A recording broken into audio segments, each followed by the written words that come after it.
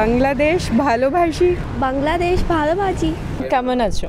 বাংলাদেশ সুনুদ্দেশ। আমি বাংলাদেশ ভালোবাসি।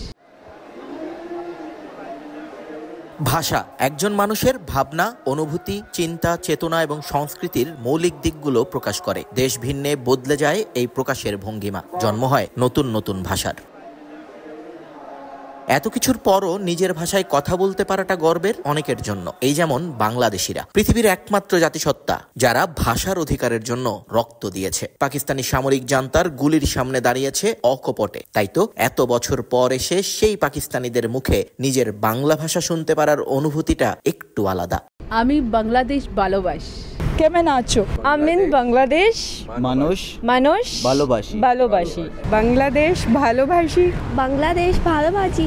21শে ফেব্রুয়ারির আন্তর্জাতিক মাতৃভাষা দিবস নিয়ে আলাদা কোনো আয়োজন ছিল না পাকিস্তানে। তবে এই দিনটাকে মনে রেখেছেন পাকিস্তানের সাধারণ মানুষ। তাই তো তাদের অকপট স্বীকারোক্তি, নিজের ভাষার প্রতি ভালোবাসার পাশাপাশি তারা আজ সম্মান করেন অন্যের মাতৃভাষাকেও।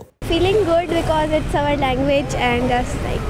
Definitely it is my mother language and I feel proud speaking Punjabi language and also Urdu language. কেমন আছো? বাংলাদেশ সুনুদ্দেশ। কেমন আছো? বর্তমানে ৮৩২৪টি ভাষায় কথা বলেন পুরো বিশ্বের মানুষ। নিয়ন মোহাইমিন, সময় সংবাদ, রাওয়ালপিন্ডি, পাকিস্তান।